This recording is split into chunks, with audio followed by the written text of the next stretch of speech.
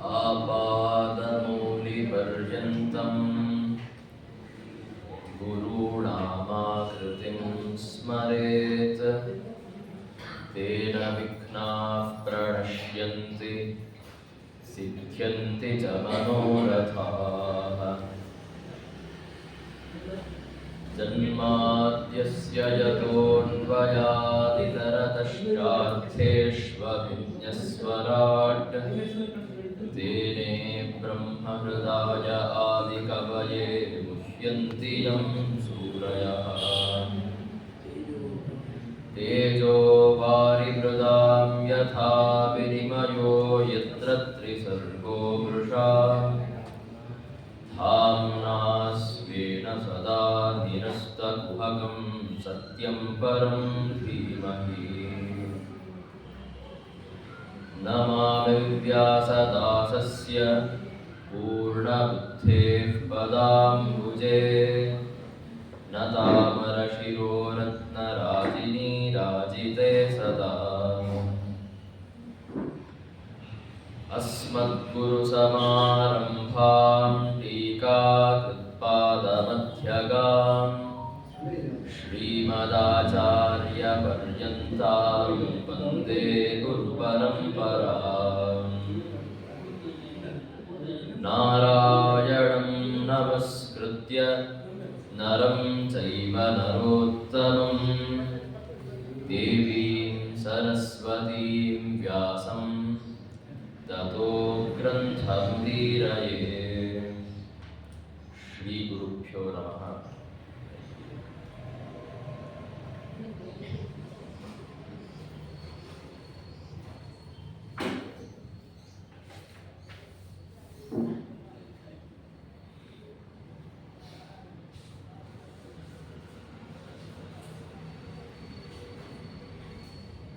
ಶ್ರೀಮನ್ನಾರಾಯಣ ತನ್ನ ಚಿದಚಿತ್ ಪ್ರೇರಕ ಶಕ್ತಿಯಿಂದ ಸಂಪೂರ್ಣ ಜಗತ್ತನ್ನು ನಿಯಂತ್ರಣೆ ಮಾಡುತ್ತಾನೆ.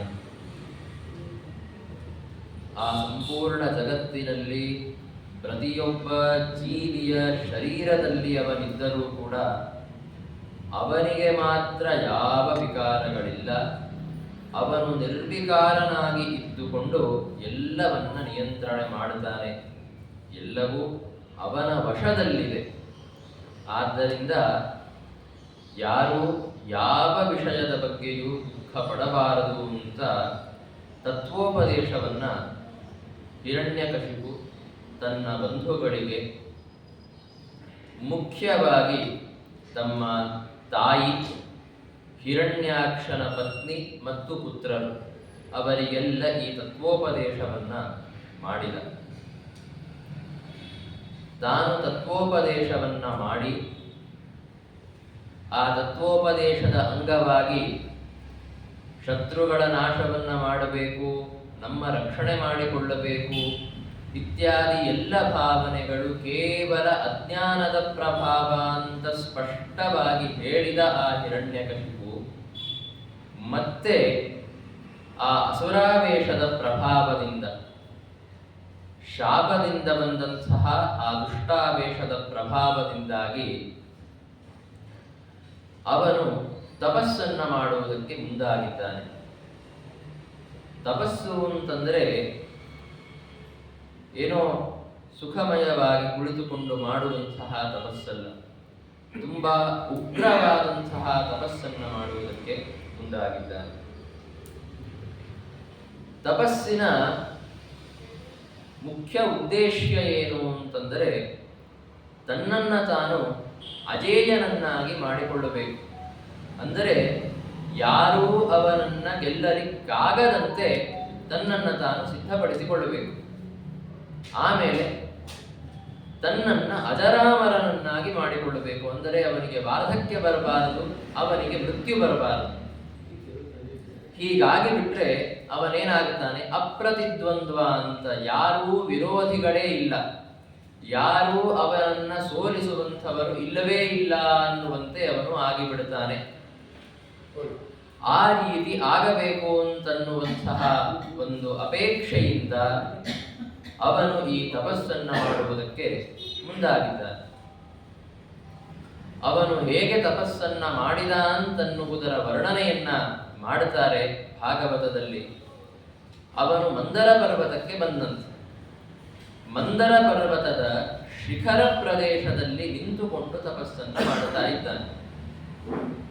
ನಿಂತುಕೊಳ್ಳೋದು ಅಂತಂದರೆ ಎರಡೂ ಕಾಲುಗಳನ್ನು ಸರಿಯಾಗಿ ಊರಿ ನಿಲ್ಲೋದಲ್ಲ. ಆ ಪರ್ವತದ ಶಿಖರ ಪ್ರದೇಶದಲ್ಲಿ ತನ್ನ ಪಾದದ ಕೇವಲ ಅಂಗುಷ್ಠ, ತನ್ನ ಕಾಲಿನ ಹೆಬ್ಬೆರಳಿನ ಮೇಲೆ ಅವನು ತನ್ನ ಸಂಪೂರ್ಣ ದೇಹದ ಭಾರವನ್ನಿಟ್ಟು ನಿಂತುಕೊಂಡಿದ್ದಾನೆ. ತನ್ನ ಕೈಗಳನ್ನ ಮೇಲಕ್ಕೆ ಎತ್ತಿ ಆಕಾಶದ ಕಡೆ, ನಭಃ ಪ್ರದೇಶದ ಕಡೆ ತನ್ನ ದೃಷ್ಟಿಯನ್ನಿಟ್ಟು ತುಂಬ ಈ ಉಗ್ರವಾದ ಮತ್ತೆ ಕ್ಲಿಷ್ಟವಾದಂತಹ ಮುದ್ರೆಯಲ್ಲಿ, ಈ ಒಂದು ಭಂಗಿಯಲ್ಲಿ ನಿಂತುಕೊಂಡು ಅವನು ತಪಸ್ಸನ್ನ ಮಾಡುವುದಕ್ಕೆ ಪ್ರಾರಂಭ ಮಾಡಿದ. ತುಂಬಾ ಕಠಿಣವಾದಂತಹ ಮುದ್ರೆ ಅದು. ಯಾರೋ ಯೋಗಾಭ್ಯಾಸವನ್ನು ಮಾಡುವಂಥವರು ತುಂಬಾ ಕಷ್ಟಪಟ್ಟು ಉಪಕರಣಗಳನ್ನು ಬಳಸಿ ವಿಶಿಷ್ಟವಾದ ಪಾದರಕ್ಷೆಗಳನ್ನೆಲ್ಲ ಹಾಕಿಕೊಂಡು ಕಥಂಚಿತ್ ಇದನ್ನ ಮಾಡುವುದಕ್ಕೆ ಪ್ರಯತ್ನ ಪಡುತ್ತಾರೆ. ಸಮತಟ್ಟಾದಂತಹ ನೆಲದ ಮೇಲೆ ಮಾಡುವುದಕ್ಕೆ ಪ್ರಯತ್ನ ಪಡುತ್ತಾರೆ, ಅಂದರೂ ಆಗುವುದಿಲ್ಲ. ಅವನು ಪರ್ವತದ ಶಿಖರದ ಮೇಲೆ ಕೇವಲ ತನ್ನ ಪಾದಾಂಗುಷ್ಠದ ಮೇಲೆ ನಿಂತುಕೊಂಡಿದ್ದಾನೆ. ಅಂತಹ ಕ್ಲಿಷ್ಟವಾದ ಭಂಗಿ. ಆ ರೀತಿಯಲ್ಲಿ ತಪಸ್ಸನ್ನ ಮಾಡುವುದಕ್ಕೆ ಅವನು ಪ್ರಾರಂಭ ಮಾಡಿದ. ಹಿರಣ್ಯಕಶಿಪು ತಪಸ್ಸು ಮಾಡುತ್ತಾ ಇದ್ದಾನೆ. ಆ ಏನು ಯುದ್ಧವನ್ನ ಸಾರಿದ್ನಲ್ಲ ದೇವತೆಗಳ ವಿರುದ್ಧ, ಆ ಯುದ್ಧವನ್ನ ಸದ್ಯಕ್ಕೆ ಅವನು ಮಾಡುತ್ತಾ ಇಲ್ಲ ಅಂತ. ಆದ್ದರಿಂದ ತಮ್ಮ ತಮ್ಮ ಸ್ಥಾನಗಳನ್ನ ಬಿಟ್ಟು ದೇವತೆಗಳು ಬಂದಿದ್ರು, ಭೂಲೋಕದಲ್ಲಿ ಸಂಚಾರ ಮಾಡ್ತಾ ಇದ್ರು ಅನ್ನುವಂತಹ ವರ್ಣನೆಯನ್ನ ನಾವು ಹಿಂದೆ ಕೇಳುತ್ತೇವೆ. ಅವನ ಆಜ್ಞೆಯಂತೆ ಎಲ್ಲ ದೈತ್ಯರು ಈ ರೀತಿಯಾಗಿ ನಾಶವನ್ನ ಮಾಡುವುದಕ್ಕೆ ಮುಂದಾಗಿದ್ರೆ ಎಲ್ಲ ದೇವತೆಗಳು ತಮ್ಮ ತಮ್ಮ ಸ್ಥಾನವನ್ನ, ತಮ್ಮ ತಮ್ಮ ಲೋಕಗಳನ್ನ ಬಿಟ್ಟು ಭೂಲೋಕಕ್ಕೆ ಬಂದಿದ್ರಂತೆ. ಅವರು ಇವನು ತಪಸ್ಸು ಮಾಡುವುದಕ್ಕೆ ಪ್ರಾರಂಭ ಮಾಡಿದ ಕೂಡಲೇ ಮತ್ತೆ ತಮ್ಮ ತಮ್ಮ ಲೋಕಗಳಿಗೆ ಮರಳಿ ಹೋಗಿದ್ದಾರೆ. ಹೀಗೆ ಅವನ ತಪಸ್ಸು ತುಂಬಾ ಸಮಯದ ಕಾಲ ಮುಂದೆ ಬರೀತು. ತಪಸ್ಸು ಮುಂದೆ ಬರೆದಂತೆ ಅವನ ಶಿರೋಭಾಗದಿಂದ ಒಂದು ಅಗ್ನಿ ಹುಟ್ಟಿದೆ. ತಪೋಮಯವಾದಂತಹ ಅತ್ಯಂತ ಉಜ್ವಲವಾದಂತಹ ಅಗ್ನಿ ಹುಟ್ಟಿದೆ.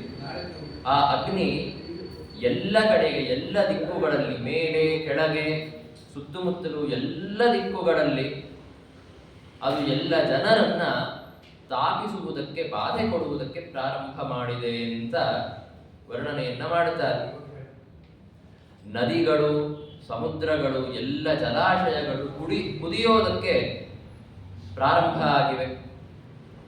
ಜಂಬೂದ್ವೀಪವೇ ಮೊದಲಾದಂತಹ 7 ದ್ವೀಪಗಳಿಂದ ಕೂಡಿದ ಈ ಭೂಲೋಕ ನಡುಗುವುದಕ್ಕೆ ಪ್ರಾರಂಭ ಮಾಡಿತು.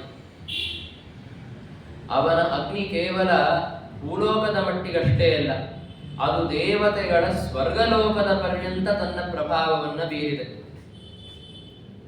ಆ ಸ್ವರ್ಗಲೋಕದಲ್ಲಿ ಇದ್ದಂತಹ ದೇವತೆಗಳಿಗೂ ಕೂಡ ಹಿರಣ್ಯಕಶಿಪುವಿನ ಆ ತಪೋಮಯವಾದಂತಹ ಅಗ್ನಿಯಿಂದಾಗಿ ತಾಪ ಅನುಭವಕ್ಕೆ ಬರ್ತಾ ಇದೆ. ಇದರಿಂದಾಗಿ ದೇವತೆಗಳು ಬ್ರಹ್ಮದೇವರ ಹತ್ತಿರ ಹೋಗುತ್ತಾರೆ. ಉದ್ದೇಶ ಏನು ಅಂತಂದರೆ, ಬ್ರಹ್ಮದೇವರಲ್ಲಿ ಪ್ರಾರ್ಥನೆ ಮಾಡಿ ಹೇಗಾದರೂ ಹಿರಣ್ಯಕಶಿಪುವಿನ ತಪಸ್ಸಿಗೆ ವಿಘ್ನ ಮಾಡಿ ಅದನ್ನು ನಿಲ್ಲಿಸಬೇಕು. ವಿಘ್ನ ಮಾಡೋದು ಅಂದರೆ ಬೇರೆ ಯಾವ ರೀತಿಯ ವಿಘ್ನ ಮಾಡೋದಲ್ಲ. ಬ್ರಹ್ಮದೇವರು ಬಂದು ನಿನ್ನ ತಪಸ್ಸು ಸಿದ್ಧವಾಗಿದೆ, ವರವನ್ನ ಕೇಳು ಅಂತ ಹೇಳಿಬಿಟ್ರೆ ಅವನು ಕೇಳುತ್ತಾನೆ, ಅವನ ತಪಸ್ಸು ಪರಿಪೂರ್ಣವಾಗಲಿಲ್ಲ ಅಂತ ಅಭಿಪ್ರಾಯ. ಈ ರೀತಿಯ ಒಂದು ವಿಘ್ನವನ್ನ ಪಡಿಸಬೇಕು. ಬ್ರಹ್ಮದೇವರನ್ನ ಮೊದಲೇ ಕಳಿಸಿ ಅವನ ತಪಸ್ಸನ್ನ ಮಧ್ಯದಲ್ಲಿ ಭಂಗಗೊಳಿಸಬೇಕು ಅಂತ ದೇವತೆಗಳು ಹೋಗಿದ್ದಾರೆ. ದೇವತೆಗಳು ಹೋಗಿ ಬ್ರಹ್ಮದೇವರಲ್ಲಿ ಪ್ರಾರ್ಥನೆಯನ್ನ ಮಾಡುತ್ತಾರೆ.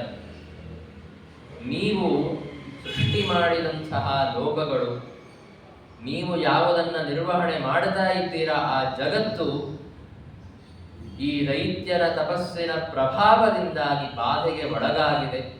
ಅದು ಸಂಪೂರ್ಣ ನಾಶವಾಗುವುದಕ್ಕಿಂತ ಮೊದಲು ನಮ್ಮನ್ನ ನೀವು ಕಾಪಾಡಬೇಕು ಅಂತ. ಜೊತೆಗೆ ಹಿರಣ್ಯಕಶಿಪುವಿನ ತಪಸ್ಸಿನ ಉದ್ದೇಶ್ಯವನ್ನ ದೇವತೆಗಳು ನಿವೇದನೆ ಮಾಡ್ತಾ ಇದ್ದಾರೆ. ಅವನು ಯಾಕೆ ತಪಸ್ಸು ಮಾಡ್ತಾ ಇದ್ದಾನೆ ಅಂತಂದರೆ ಬ್ರಹ್ಮ ಪದವಿಯನ್ನ ಪಡೆದುಕೊಳ್ಳೋದಕ್ಕೆ ತಪಸ್ಸು ಮಾಡ್ತಾ ಇದ್ದಾನೆ. ಸೃಷ್ಟಿಯ ಸಂದರ್ಭದಲ್ಲಿ ಬ್ರಹ್ಮದೇವರು ತಮ್ಮ ಅದ್ಭುತವಾದಂತಹ ತಪಸ್ಸಿನ ಪ್ರಭಾವದಿಂದ ಈ ಸಂಪೂರ್ಣ ಚರಾಚರಾತ್ಮಕವಾದಂತಹ ಜಗತ್ತನ್ನ ಸೃಷ್ಟಿ ಮಾಡಿ ಅದರಲ್ಲಿನ ಎಲ್ಲ ದಿಕ್ಪಾಲಕರಿಗೆ ಲೋಕಪತಿಗಳಿಗೆ ತಾವು ಸ್ವತಃ ಅಧಿಪತಿಗಳಾಗಿ ಬ್ರಹ್ಮ ಪದವಿಯಲ್ಲಿ ಕುಳಿತುಕೊಂಡಿದ್ದಾರೆ.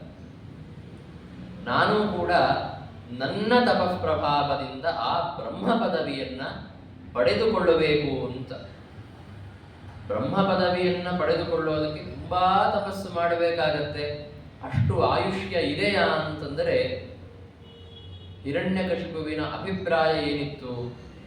ಕಾಲ ಅಂತನ್ನುವುದು ಅನಂತವಾಗಿದೆ. ಅಂದರೆ ಇಲ್ಲಿಗೆ ಬಂದು ಸಮಯ ಮುಗಿದು ಹೋಯಿತು ಅಂತ ಆಗೋದಿಲ್ಲ. ಸಮಯ ಅನಂತವಾಗಿದೆ. ಮತ್ತೆ ತಪಸ್ಸನ್ನ ಮಾಡಬೇಕಾದದ್ದು ಈ ಜಡವಾದ ಶರೀರ ಅಲ್ಲ, ನನ್ನ ಆತ್ಮ, ನನ್ನಲ್ಲಿರುವಂತಹ ಚೇತನ. ಆ ಚೇತನನು ನಿತ್ಯನಾಗಿದ್ದಾನೆ. ಆದ್ದರಿಂದ ಕಾಲವೂ ನಿತ್ಯ, ಮುಗಿಯೋದಿಲ್ಲ. ಚೇತನನೂ ನಿತ್ಯ, ಅವನು ಎಂದು ಸಾಯೋದಿಲ್ಲ. ಹೀಗಿದ್ದಾಗ ನನಗೆ ಅನಂತ ಕಾಲ ಅವಕಾಶ ಇದೆ ತಪಸ್ಸು ಮಾಡೋದಕ್ಕೆ. ನಾನು ತಪಸ್ಸು ಮಾಡಿ ಬ್ರಹ್ಮ ಪದವಿಯನ್ನ ಪಡೆದುಕೊಳ್ಳುತ್ತೇನೆ ಎನ್ನುವ ಅಭಿಪ್ರಾಯವನ್ನು ಅವನು ಹೊಂದಿದ್ದಾನೆ. ಒಂದು ಪಕ್ಷ ಬ್ರಹ್ಮ ಪದವಿ ಸಿಗಲಿಲ್ಲ ಅಂತಂದರೆ ಎಲ್ಲವನ್ನು ವಿಪರೀತಗೊಳಿಸಿಬಿಡ್ತೇನೆ. ಈ ಜಗತ್ತಿನ ಏನೊಂದು ಪ್ರಕ್ರಿಯೆ ಇದೆ, ಜಗತ್ತು ಈಗ ಒಂದು ರೀತಿಯಲ್ಲಿ ನಡೀತಾ ಇದೆ ಅಂತಂದರೆ ಅದನ್ನ ಸಂಪೂರ್ಣ ವಿಪರೀತಗೊಳಿಸ್ತೇನೆ ಅಂತ ಅವನ ಅಭಿಪ್ರಾಯ ಇತ್ತು. ವಿಪರೀತಗೊಳಿಸೋದು ಅಂತಂದರೆ ಎಲ್ಲ ಇಂದ್ರಾದಿ ದಿಕ್ಪಾಲಕರನ್ನ, ಲೋಕಾಧೀಶ್ವರರನ್ನ ತಮ್ಮ ತಮ್ಮ ಸ್ಥಾನದಿಂದ ಚ್ಯುತರನ್ನಾಗಿ ಮಾಡಿಬಿಡ್ತೇನೆ ಅಂತನ್ನುವ ಅಭಿಪ್ರಾಯ ಹಿರಣ್ಯಕಶಿಪುವಿಗೆ ಇದೆ. ಅದಕ್ಕಾಗಿ ಈ ಒಂದು ಪ್ರವೃತ್ತಿಯನ್ನ, ಹಿರಣ್ಯಕಶಿಪುವಿನ ಈ ಒಂದು ಅಪೇಕ್ಷೆಯನ್ನ ಆದಷ್ಟು ಬೇಗ ನಿಲ್ಲಿಸಬೇಕು ಅಂತ ದೇವತೆಗಳು ಪ್ರಾರ್ಥನೆ ಮಾಡುತ್ತಾರೆ. ಅಲ್ಲಿ ಶ್ರೀಮದ್ ಆಚಾರ್ಯರು ಒಂದು ವಿಷಯವನ್ನ ಬರೆಯುತ್ತಾರೆ. ಒಬ್ಬ ಅಯೋಗ್ಯನಾದಂತಹ ಚೇತನ, ಯಾವುದೇ ಒಂದು ಪದವಿಗೆ ಅಯೋಗ್ಯನಾದಂತಹ ಚೇತನ ಎಷ್ಟು ತಪಸ್ಸು ಮಾಡಿದರೂ ಕೂಡ ಅವನಿಗೆ ಆ ಪದವಿ ಸಿಗೋದಿಲ್ಲ. ಈಗ ಸದ್ಯಕ್ಕೆ ನೋಡೋದಾದರೆ ಬ್ರಹ್ಮ ಪದವಿಗಾಗಿ ಅಂತ ಆ ಅಸುರ ತಪಸ್ಸು ಮಾಡುತ್ತಾ ಇದ್ದಾನೆ. ಅವನು ಎಷ್ಟೇ ತಪಸ್ಸು ಮಾಡಲಿ, ಸಾವಿರಾರು ಬಾರಿ ಪ್ರಾಣಾಯಾಮ ಮಾಡಲಿ, ಏನಾದರೂ ಮಾಡಲಿ, ಅವನಿಗೆ ಬ್ರಹ್ಮ ಪದವಿ ಎಂದಿಗೂ ಸಿಗೋದಿಲ್ಲ. ಈ ವಿಷಯ ಹಿರಣ್ಯಕಶಿಪುವಿಗೂ ಗೊತ್ತಿದೆ. ಆದರೂ ತನ್ನ ಅಸುರಾವೇಶದಿಂದಾಗಿ ಮತ್ತೆ ಆ ಒಂದು ಅಪೇಕ್ಷೆ, ಆ ಬ್ರಹ್ಮ ಪದವಿಯನ್ನ ಪಡೆಯಬೇಕು ಅಂತನ್ನುವಂತಹ ಆ ವಿಷಯದಲ್ಲಿ ರಾಗದಿಂದಾಗಿ ಅವನು ಈ ರೀತಿಯ ಪ್ರವೃತ್ತಿಯನ್ನ ಮಾಡ್ತಾ ಇದ್ದಾನೆ. ಹೀಗಿದ್ದಾಗ ಈ ವಿಷಯ ದೇವತೆಗಳಿಗೆ ಗೊತ್ತಿಲ್ವಾ ಅಂತ ಪ್ರಶ್ನೆ ಬರ್ತದೆ. ದೇವತೆಗಳಿಗೆ ಹಿರಣ್ಯಕಶಿಪು ಎಷ್ಟೂ ತಪಸ್ಸು ಮಾಡಿದರೂ ಕೂಡ ಅವನಿಗೆ ಬ್ರಹ್ಮ ಪದವಿ ಏನು ಪ್ರಾಪ್ತ ಆಗೋದಿಲ್ಲ ಅನ್ನುವ ಈ ಪ್ರಮೇಯ ತಿಳಿದಿಲ್ವಾ? ತಿಳಿದಿದೆ ಅಂತಂದರೆ ಇಷ್ಟೆಲ್ಲ ಚಿಂತೆ ಯಾಕೆ ಮಾಡ್ತಾ ಇದ್ದಾರೆ?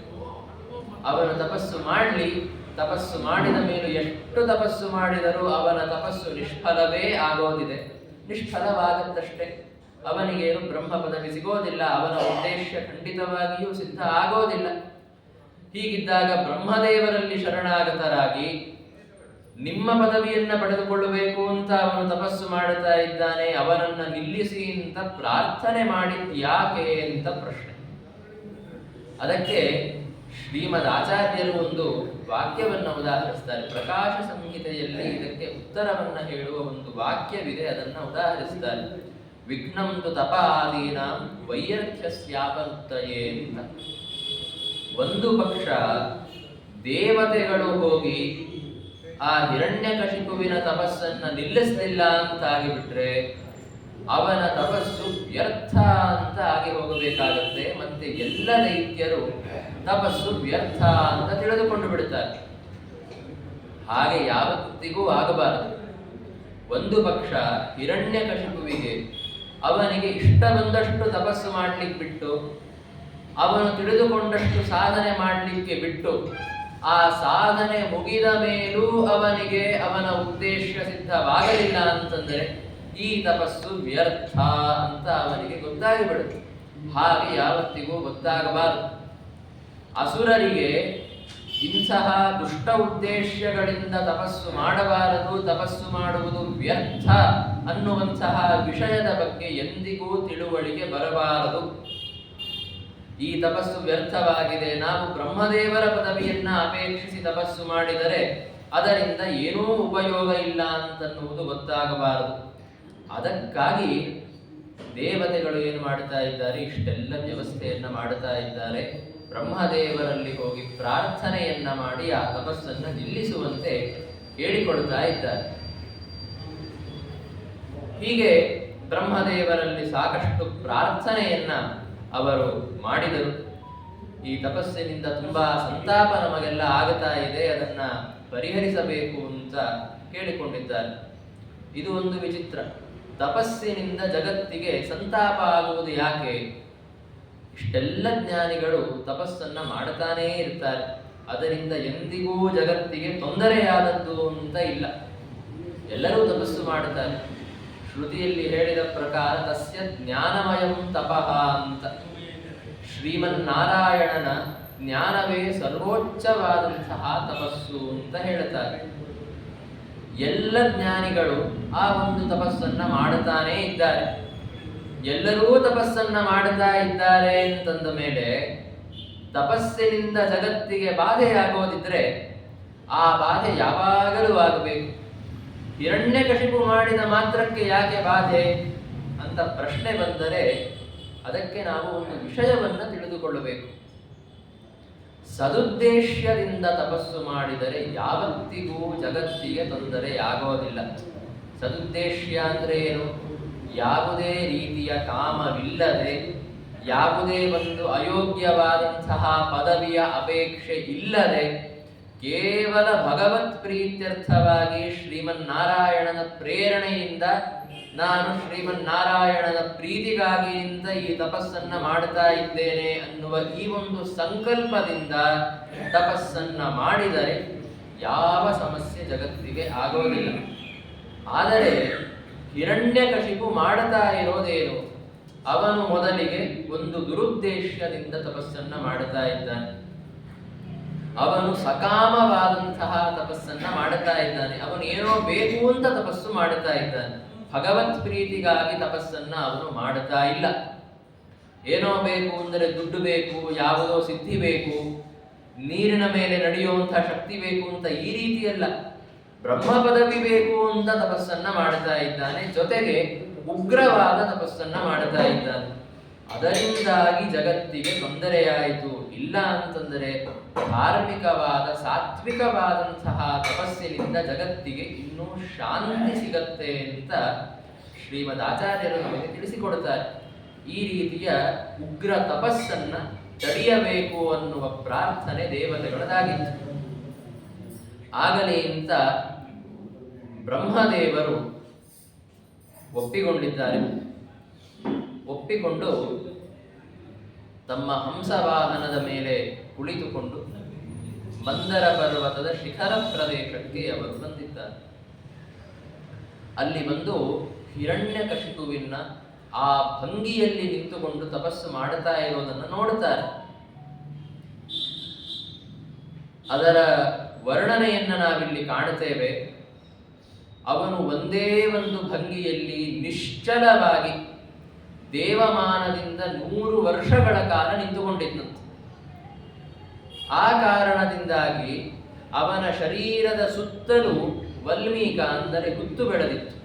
ಹುಳಗಳು ಅವನ ಸುತ್ತಲೂ ಆ ಹುತ್ತವನ್ನು ಕಟ್ಟಿಬಿಟ್ಟಿತ್ತು. ಜೊತೆಗೆ ಅವನ ಶರೀರದ ಸುತ್ತಲೂ ಹುಲ್ಲು ಬೆಳೆದಿತ್ತು. ಆಮೇಲೆ ಬಿದಿರು ಬೆಳಕೊಂಡಿತ್ತು. ಕಾಲಕ್ರಮೇಣ ಹುತ್ತು, ಹುಲ್ಲು, ಬಿದಿರು ಇತ್ಯಾದಿಗಳಿಂದ ಅವನ ಶರೀರ ಸಂಪೂರ್ಣ ಮುಚ್ಚಿ ಹೋಗಿತ್ತು.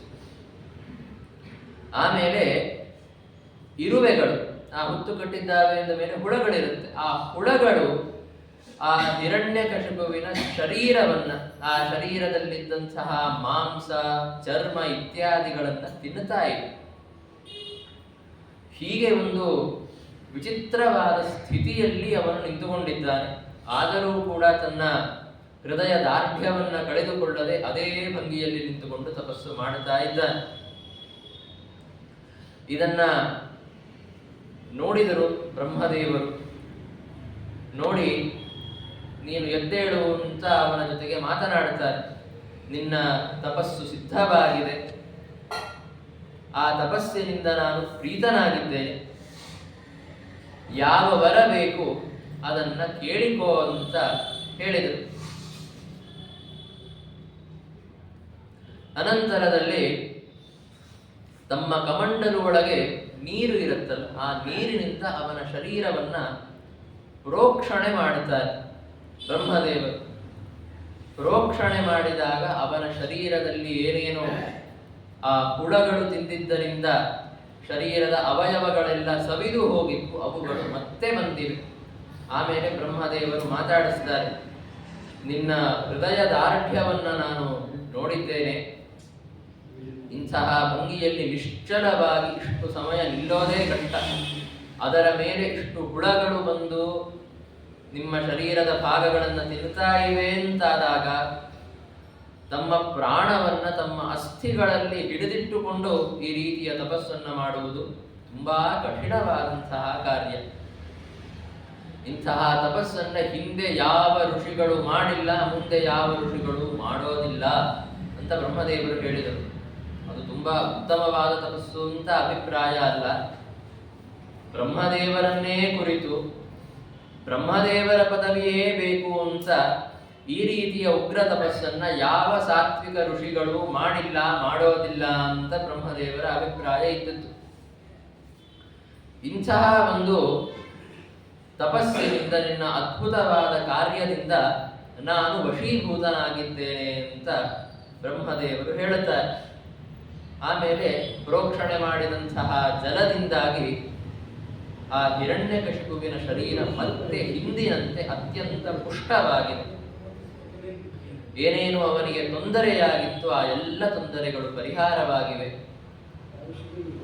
ಬಂಗಾರದಂತೆ ಮೈಬಣ್ಣ ಅವನಿಗೆ ಬಂದಿದೆ. ಮತ್ತೆ ಹಿಂದಿನಂತೆ ದಷ್ಟಪುಷ್ಟನಾಗಿ ಅವನು ಆ ವಲ್ಮೀಕದಿಂದ ಹೊರಗೆ ಬಂದ. ಹೊರಗೆ ಬಂದು ಬ್ರಹ್ಮದೇವರನ್ನ ನೋಡಿದ. ಬ್ರಹ್ಮದೇವರನ್ನ ನೋಡಿದ ಕೂಡಲೇ ಅವನ ಮನಸ್ಸಿನಲ್ಲಿ ಮತ್ತೆ ಭಕ್ತಿಭಾವ ಬಂದಿದೆ. ಭಕ್ತಿಭಾವದಿಂದ ಅವನು ಸಾಷ್ಟಾಂಗ ನಮಸ್ಕಾರವನ್ನ, ಭೂಮಿಯ ಮೇಲೆ ಬಿದ್ದು ಸಾಷ್ಟಾಂಗ ನಮಸ್ಕಾರವನ್ನ ಮಾಡಿದ. ನಮಸ್ಕಾರವನ್ನ ಮಾಡಿ ಆನಂದ ಬಾಷ್ಪಗಳು ಅವನ ಕಣ್ಣಿನಿಂದ ಬರ್ತಾ ಇವೆ. ಆ ರೀತಿಯ ಒಂದು ಭಾವದಿಂದ ಅವನು ಸ್ತೋತ್ರ ಮಾಡುತ್ತಾ ಇದ್ದಾನೆ. ಬ್ರಹ್ಮದೇವರ ಸ್ತೋತ್ರವನ್ನ ಮಾಡುತ್ತಾ ಇದ್ದಾನೆ. ಸ್ತೋತ್ರವನ್ನ ಮಾಡುತ್ತಾ ಹಿರಣ್ಯಕಶಿಪು ಹೇಳುತ್ತಾನೆ, ಈ ಬ್ರಹ್ಮಕಲ್ಪದ ಅಂತಿಮ ಭಾಗದಲ್ಲಿ, ಪ್ರಳಯದ ಸಂದರ್ಭದಲ್ಲಿ ಈ ಕಾಲಕೃತವಾದಂತಹ ಅಂಧಕಾರದಲ್ಲಿ ಜಗತ್ತು ಮುಳುಗಿ ಹೋಗಿರುತ್ತೆ ಅಂತ. ಅಂದರೆ ಒಬ್ಬ ಬ್ರಹ್ಮದೇವರ ಅವಧಿ ಮುಗಿದ ಮೇಲೆ ಅಷ್ಟೇ ಸಮಾನ ಕಾಲ ಜಗತ್ತು ಆ ರೀತಿಯ ಅಂಧಕಾರದಲ್ಲಿ ಮಗ್ನವಾಗಿರುತ್ತೆ. ಆ ರೀತಿ ಮಗ್ನವಾದ ಆ ಅಂಧಕಾರದಿಂದ ಆವೃತವಾದಂತಹ ಜಗತ್ತನ್ನ ನಿಮ್ಮ ತೇಜಸ್ಸಿನಿಂದ ನೀವು ಅಭಿವ್ಯಕ್ತಗೊಳಿಸ್ತೀರಾ. ಮತ್ತೆ ಪ್ರಕೃತಿಯಿಂದ ಈ ಸಂಪೂರ್ಣ ಜಗತ್ತನ್ನ ಸೃಷ್ಟಿ ಮಾಡಿ ಅದನ್ನ ಒಂದು ಕಾಲದ ತನಕ ರಕ್ಷಣೆ ಮಾಡಿ ಅದರ ಲಯವನ್ನ ನೀವು ಮಾಡುತ್ತೀರಾ. ನಿಮ್ಮಂತಹ ತೇಜೋಮಯರಾದ ದೇವತೆಗಳಿಗೆ ನಾನು ನಮಸ್ಕಾರವನ್ನ ಮಾಡುತ್ತೇನೆ ಅಂತ ಅವನು ಹೇಳುತ್ತಾನೆ. ಹೀಗೆ ಅನೇಕ ರೀತಿಯಲ್ಲಿ ಅವನು ಸ್ತೋತ್ರವನ್ನ ಮಾಡಿದ. ಆಮೇಲೆ ಈ ಸ್ತೋತ್ರವನ್ನ ಮಾಡುತ್ತಾ ಅವನು ಬ್ರಹ್ಮದೇವರನ್ನ ತ್ರಿಪೃಷ್ಠ ಅಂತ ಕರೀತಾನೆ. ತ್ರಿಪೃಷ್ಠ ಅಂತಂದ್ರೆ ತುರಿಯ ಭಗವದ್ ರೂಪವನ್ನು ನಾವು ತ್ರಿಪೃಷ್ಠ ಅನ್ನುವಂತಹ ಶಬ್ದದಿಂದ ಕರೆಯುತ್ತೇವೆ. ಹೀಗೆ ಬ್ರಹ್ಮದೇವರನ್ನ ಸ್ತೋತ್ರ ಮಾಡುತ್ತಾನೆ. ಬ್ರಹ್ಮದೇವರನ್ನ ಸ್ತೋತ್ರ ಮಾಡ್ತಾ ಮಾಡ್ತಾ ಬ್ರಹ್ಮದೇವರಲ್ಲಿ ಇದ್ದಂತಹ ಶ್ರೀಮನ್ನಾರಾಯಣನ ಸ್ತೋತ್ರವನ್ನು ಕೂಡ ಅವನು ಮಾಡಿದ್ದಾನೆ. ಇದರ ಬಗ್ಗೆ ಶ್ರೀಮದ್ ಆಚಾರ್ಯರು ಒಂದು ನಿರ್ಣಯವನ್ನು ಕೊಡುತ್ತಾರೆ. ಏನು ಅಂದರೆ, ಬ್ರಹ್ಮದೇವರ ಸ್ತೋತ್ರವನ್ನ ಮಾಡಬೇಕಾದರೆ ಹಿರಣ್ಯಕಶಿಪು ಏನೇನು ಗುಣಗಳನ್ನ ಅಲ್ಲಿ ಹೇಳಿದ್ದಾನೆ.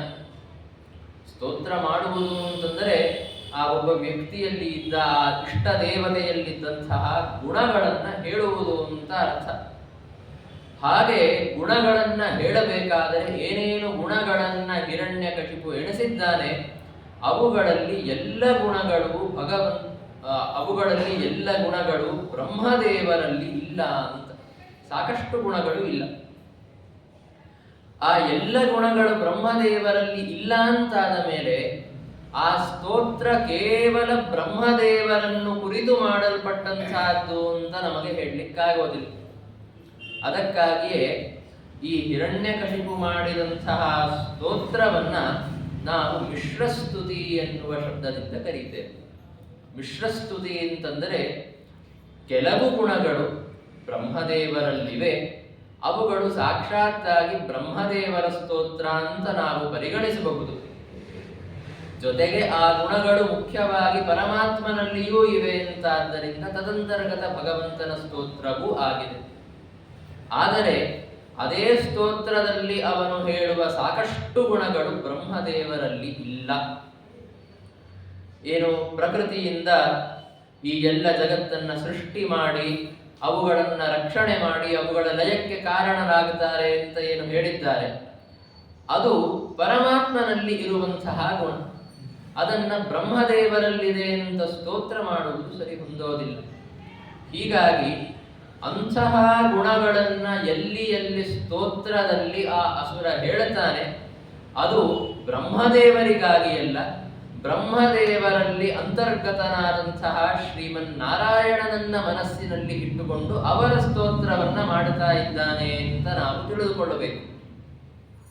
ಅಂದರೆ ಬ್ರಹ್ಮದೇವರ ದರ್ಶನವಾಯಿತಲ್ಲ, ಮರ್ತ್ಯಲೋಕವಾಸಿಯಾದಂತಹ ಆ ಹಿರಣ್ಯಕಶಿಪುವಿಗೆ ಬ್ರಹ್ಮದೇವರಂತಹ ದೇವೋತ್ತಮರ ದರ್ಶನವಾಗಿದ್ದರಿಂದ ಆ ಸಂದರ್ಭದಲ್ಲಿ ಅವನ ಮನಸ್ಸಿನಲ್ಲಿ ಭಕ್ತಿಭಾವ ಮೂಡಿತು. ಭಕ್ತಿಭಾವ ಮೂಡಿದ್ದರಿಂದ ಅವನಲ್ಲಿ ಸ್ವಾಭಾವಿಕವಾಗಿ ಇರುವ ಏನು ಭಗವದ್ಭಕ್ತಿ ಇತ್ತು, ಅದಕ್ಕೆ ಪರವಶನಾಗಿ ಅವನು ಬ್ರಹ್ಮದೇವರ ಸ್ತೋತ್ರವನ್ನು ಮಾಡಿದ. ಜೊತೆಗೆ ಬ್ರಹ್ಮದೇವರಲ್ಲಿದ್ದ ಶ್ರೀಮನ್ನಾರಾಯಣನ ಸ್ತೋತ್ರವನ್ನು ಮಾಡಿದ.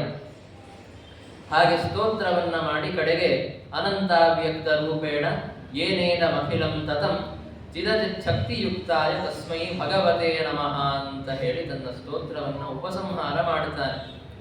ಅನಂತವಾದ ಅಂದರೆ ದೇಶತಃ ಕಾಲತಃ ಅನಂತವಾದ ಮತ್ತು ಅವ್ಯಕ್ತವಾದಂತಹ ರೂಪದಿಂದ ನೀನು ಈ ಸಂಪೂರ್ಣ ಜಗತ್ತನ್ನ ವ್ಯಾಪಿಸಿದ್ದೀಯ.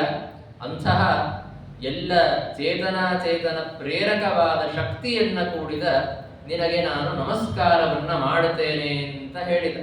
ಇದು ಕೂಡ ಪರಮಾತ್ಮನ ಸ್ತೋತ್ರ ಅಂತ ನಾವು ತಿಳಿದುಕೊಳ್ಳಬೇಕು. ಸಂಪೂರ್ಣ ಚೇತನಾತ್ಮಕವಾದ ಜಗತ್ತನ್ನ ಅವ್ಯಕ್ತ ರೂಪದಲ್ಲಿ ವ್ಯಾಪಿಸಿದ್ದಾನೆ.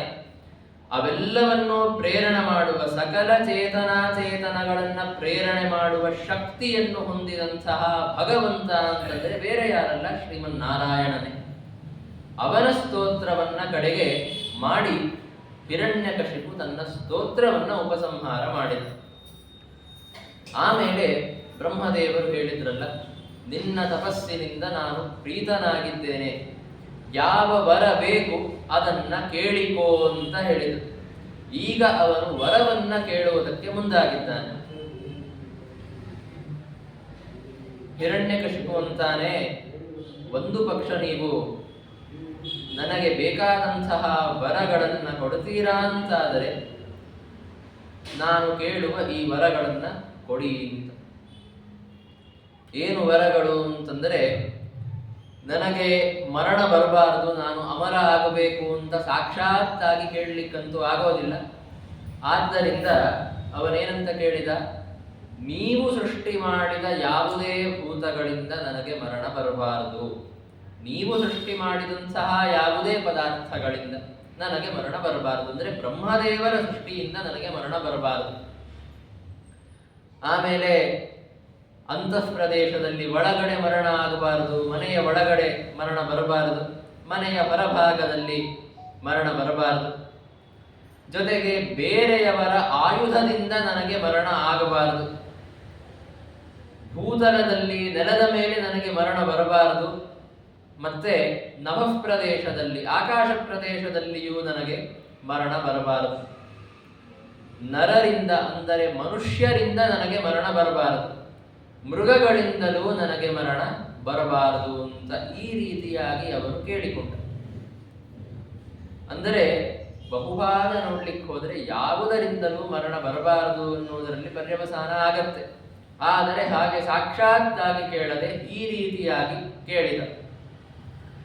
ಆಮೇಲೆ ದೇವತೆಗಳಿಂದ, ಅಸುರರಿಂದ, ಮತ್ತೆ ನಾಗರಿಂದ ನನಗೆ ಮರಣ ಬರಬಾರದು, ಯಾವುದೇ ಪ್ರಾಣಯುಕ್ತವಾದ ಅಥವಾ ನಿಷ್ಪ್ರಾಣವಾದಂತಹ ಪದಾರ್ಥಗಳಿಂದ ನನಗೆ ಮರಣ ಬರಬಾರದು, ಹೀಗೆ ಅವನು ಕೇಳಿಕೊಂಡಿದ್ದಾನೆ. ಇಷ್ಟೆಲ್ಲ ಅವನು ತನ್ನ ಬುದ್ಧಿಯನ್ನು ಉಪಯೋಗಿಸಿ ಕೇಳಿಕೊಂಡ. ಆದರೆ ಪರಮಾತ್ಮ ಈ ಯಾವುದೇ ಒಂದು ಅವನು ಹೇಳಿದಂತಹ ಗುಣಗಳ ಒಳಗೆ ಸೇರಿಕೊಳ್ಳೋದಿಲ್ಲ. ಅವನು ಪಟ್ಟಿ ಮಾಡಿದ್ದಾನಲ್ಲ, ಆ ಪಟ್ಟಿಯಲ್ಲಿ ಪರಮಾತ್ಮ ಸೇರಿಕೊಂಡಿಲ್ಲ. ಬ್ರಹ್ಮದೇವರ ಸೃಷ್ಟಿಯಿಂದ ನನಗೆ ಮರಣ ಬರಬಾರದು, ಪರಮಾತ್ಮ ಬ್ರಹ್ಮದೇವರ ಸೃಷ್ಟಿಯಲ್ಲ. ನನಗೆ ಭೂಮಿಯ ಮೇಲೆ ಮರಣ ಬರಬಾರದು, ನಭಃ ಪ್ರದೇಶದಲ್ಲಿ ಮರಣ ಬರಬಾರದು, ಆಯುಧಗಳಿಂದ ಮರಣ ಆಗಬಾರದು ಅಂತೆಲ್ಲ ಕೇಳಿದ್ದ. ಅದಕ್ಕೆ ಪರಮಾತ್ಮ ಸರಿಯಾಗಿ ವ್ಯವಸ್ಥೆಯನ್ನ ಮಾಡಿದ. ಆಮೇಲೆ ನಿಷ್ಪ್ರಾಣರಾದಂಥವರಿಂದಲೂ ಅಂದರೆ ಜಡ ಪದಾರ್ಥಗಳಿಂದ ಮರಣ ಬರಬಾರದು, ಪರಮಾತ್ಮ ಜಡ ಪದಾರ್ಥವಲ್ಲ. ಇನ್ನ ಪ್ರಾಣಯುಕ್ತರಾದಂಥವರಿಂದ ನನಗೆ ಮರಣ ಬರಬಾರದು ಅಂತ ಕೇಳಿದ್ದ. ಪರಮಾತ್ಮ ಪ್ರಾಣಯುಕ್ತ ಅಲ್ಲ, ಅಂದರೆ ಪ್ರಾಣದಿಂದಾಗಿ ಶರೀರ ಧಾರಣೆ ಪರಮಾತ್ಮನಿಗೆ ಆಗುತ್ತಾ ಇಲ್ಲ, ಅವರಲ್ಲೂ ಬರೋದಿಲ್ಲ. ಇನ್ನು ನಾಗರು, ದೇವತೆಗಳು ಅವರೆಲ್ಲರಲ್ಲೂ ಪರಮಾತ್ಮ ಬರೋದಿಲ್ಲ. ಆದ್ದರಿಂದಾಗಿ ಭಗವಂತನಿಂದ ಮರಣ ಬರಬಾರದು ಅಂತ ಅನ್ನೋದನ್ನ ಅವನಿಗೆ ಕೇಳಿಕೊಳ್ಳೋದಿಕ್ಕಾಗಲಿಲ್ಲ. ಒಂದು ಪಕ್ಷ ಅವನು ಇಷ್ಟೇ ಕೇಳಿದ್ರು ಸಾಕಾಗ್ತಾ ಇತ್ತು, ನನಗೆ ಶ್ರೀಮನ್ನಾರಾಯಣನಿಂದಾಗಿ ಮರಣ ಬರಬಾರದು ಅಂತ ಕೇಳಿದರೆ ಸಾಕಾಗ್ತಾ ಇತ್ತು. ಯಾಕೆ ಅಂತಂದರೆ ಎಲ್ಲ ಕಡೆ ಮರಣ ಅಂತನ್ನುವುದು ಬರೋದು ಪರಮಾತ್ಮನಿಂದಲೇ.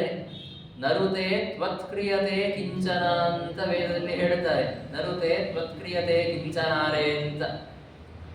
ಪರಮಾತ್ಮನಿಲ್ಲದೆ ಯಾವ ಕಾರ್ಯವೂ ನಡೆಯೋದಿಲ್ಲ ಅಂತ. ಹೀಗಾಗಿ ಮರಣ ಬರ್ತಾ ಇದೆ ಅಂತಂದರೆ ಅದು ಪರಮಾತ್ಮನಿಂದಲೇ ಬರಬೇಕು.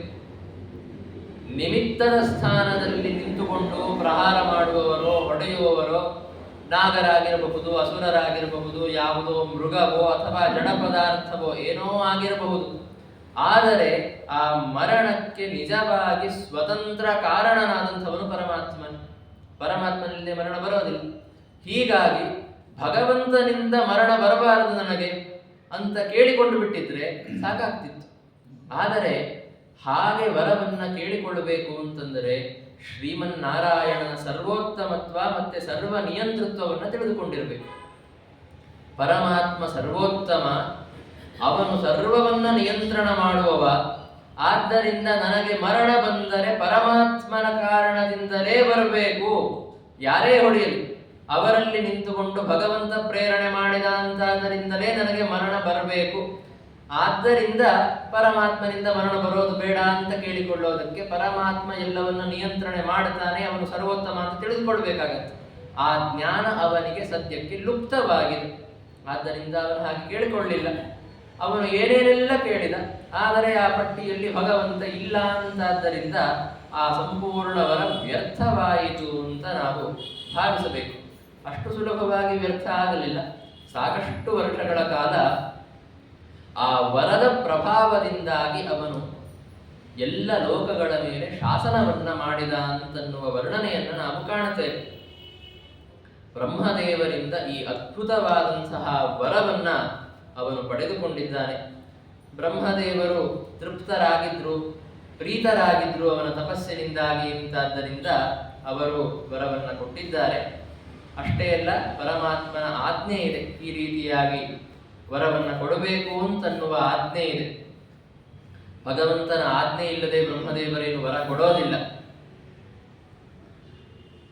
ಮಹಾಭಾರತ ತಾತ್ಪರ್ಯ ನಿರ್ಣಯದಲ್ಲಿ ಕಲಿಯ ಬಗ್ಗೆ ಹೇಳಬೇಕಾದರೆ ದೇವತೆಗಳು ಸ್ತೋತ್ರ ಮಾಡುತ್ತಾ ಇದ್ದಾರೆ. ಅವರು ಹೇಳುತ್ತಾರೆ, ತ್ವದಾಜ್ಞೆಯ ತಸ್ಯ ವರೋಬ್ಜಜೇನ ದತ್ತಃ ಅಂತ. ಅಂದರೆ ನಿನ್ನ ಆಜ್ಞೆಯಿಂದ, ಪರಮಾತ್ಮನನ್ನು ಕುರಿತು ಸ್ತೋತ್ರ ಮಾಡುತ್ತಾ ದೇವತೆಗಳಂತಾರೆ, ನಿನ್ನ ಆಜ್ಞೆಯಿಂದಲೇ ಬ್ರಹ್ಮದೇವರು ಕಲಿಗೆ ವರವನ್ನ ಕೊಟ್ಟಿದ್ದಾರೆ. ಆ ವರದ ಪ್ರಭಾವದಿಂದಾಗಿ ಅವನು ಇಷ್ಟೆಲ್ಲ ಬಾಧೆಯನ್ನು ಉಂಟು ಮಾಡುತ್ತಾ ಇದ್ದಾನೆ. ನೀವು ವೇದವ್ಯಾಸ ಅವತಾರವನ್ನ ಮಾಡಬೇಕು ಅಂತ ವ್ಯಾಸಾವತಾರದ ಸಂದರ್ಭದಲ್ಲಿ ನಾವು ಕಾಣುತ್ತೇವೆ. ಎಲ್ಲ ವರಗಳನ್ನ, ಅಸುರರಿಗೆ ಕೊಟ್ಟ ಎಲ್ಲ ವರಗಳು ತಪ್ಪು ಮಾಡಿ ಕೊಡ್ತಾ ಇದ್ದಾರೆ. ಅವರು ತಪಸ್ಸು ಮಾಡಿದರು ಅಂತಂದ ಕೂಡಲೇ ಪ್ರೀತರಾಗಿ ಇವರು ವರ ಕೊಟ್ಟುಬಿಟ್ರು, ತಪ್ಪು ಮಾಡಿದರು ಅಂತ ನಾವು ಯಾವತ್ತಿಗೂ ಭಾವಿಸಬಾರದು. ಪರಮಾತ್ಮನ ಅಭಿಪ್ರಾಯ ಹಾಗೆ ಇದೆ. ಅವನ ಸರ್ವೋತ್ತಮತ್ವ ಇನ್ನೂ ಹೆಚ್ಚು ದೃಢವಾಗಲಿ ಅಂತಾದ ಕಾರಣದಿಂದ, ಈ ಒಂದು ಕಾರಣದಿಂದ ಅವನು ಲೀಲೆಗಳನ್ನು ತೋರಿಸಬೇಕಾಗಿದೆ. ಅದಕ್ಕಾಗಿ ಅವನ ಆಜ್ಞೆಯಿಂದಲೇ ಬ್ರಹ್ಮದೇವರು ವರಗಳನ್ನು ಕೊಡ್ತಾ ಇದ್ದಾರೆ. ಹೀಗೆ ಬ್ರಹ್ಮದೇವರ ವರವನ್ನ ಅವನು ಪಡೆದುಕೊಂಡಿದ್ದಾನೆ. ಬ್ರಹ್ಮದೇವರು ಹೇಳುತ್ತಾರೆ, ತಾತೇನೇ ದುರ್ಲಭಾಃ ಪುಂಸಃ ಯಾನ್ ವೃಣೀಷೇ ವರಾನ್ ಮಮ ತಥಾಪಿ ವಿತರಾಮ್ಯಂಗ ವರಾನ್ ಯದಪಿ ದುರ್ಲಭಾನ್ ಅಂತ. ನೀನು ಕೇಳುವಂತಹ ವರಗಳೇನಿವೆಯಲ್ಲ, ಇವುಗಳು ತುಂಬಾ ದುರ್ಲಭವಾಗಿವೆ. ಆದರೂ ಅಂತಹ ದುರ್ಲಭ ವರಗಳನ್ನು ನಾನು ನಿನಗೆ ಕೊಡುತ್ತೇನೆ ಅಂತ. ಇಲ್ಲಿ 2 ಬಾರಿ ದುರ್ಲಭ ದುರ್ಲಭ ಅನ್ನುವಂತಹ ಶಬ್ದ ನಮಗೆ ಕಾಣುತ್ತೆ.